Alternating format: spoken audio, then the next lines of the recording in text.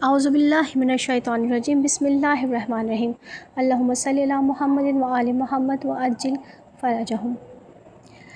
ہمارے امام اہل بیت علیہ السلام ہمیں کبھی بھی تنہا نہیں چھوڑتے۔ جب بھی کبھی اصلاح کی ضرورت ہوتی ہے تو وہ ہمیں حق کا راستہ ضرور دکھاتے ہیں۔ میرے ساتھ کچھ اس طرح سے ہوا کہ کچھ دن پہلے میں نے ایک ویڈیو 10 بیویوں کی کہانی پر اپلوڈ کیا تھا۔ ہوا کچھ اس طرح سے کہ میرے پاس ایک بچی آئی جس نے کل شب میں ایک خواب دیکھا اور اس نے آ کر مجھے اپنا خواب سنایا۔ وہ بچی کہتی ہے کہ میں نے دیکھا خواب میں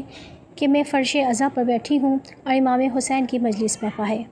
اور میں نے دیکھا کہ اس مجلس میں 4 خواتین بیٹھی ہیں۔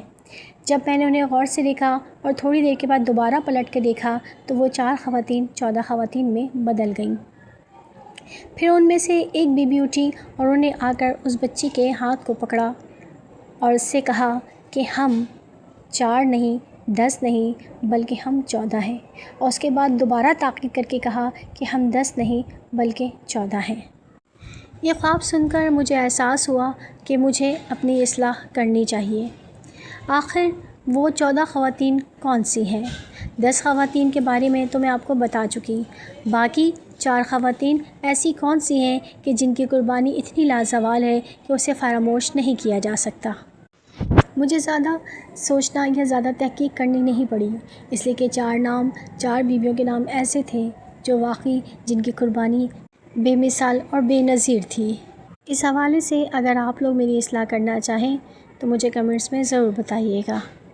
تو پھر ویڈیو شروع کرتے ہیں اور جانتے ہیں کہ ان 14 خواتین میں 10 کے علاوہ وہ 4 خواتین آخر کون سی ہیں۔ سب سے پہلی بی بی ام کلثوم بنت علی علیہ السلام،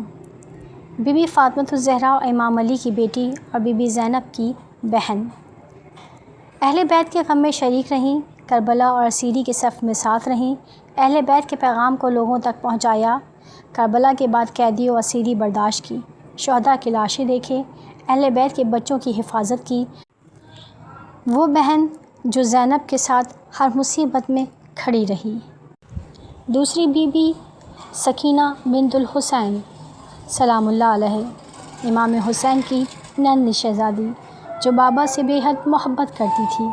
صبر کی علامت، کربلا کی گواہ، کم عمری میں ظلم اور قید برداشت کی، 3 دن کی پیاس دیکھی، بابا امام حسین کی شہادت دیکھی، قید و اسیری برداشت کی، زندان شام میں دنیا سے رخصت ہوئی،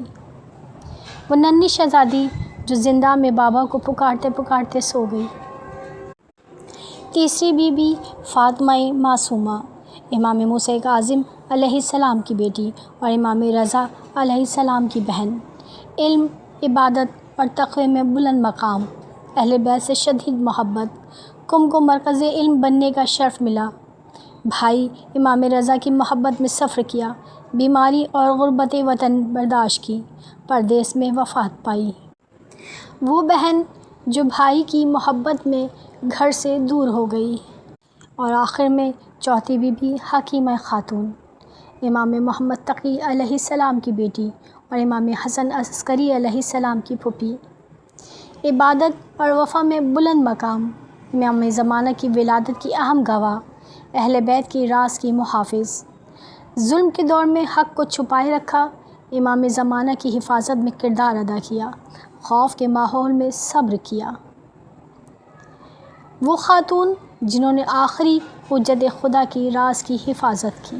اللہم صلی علی محمد و آل محمد وعجل فرجہم۔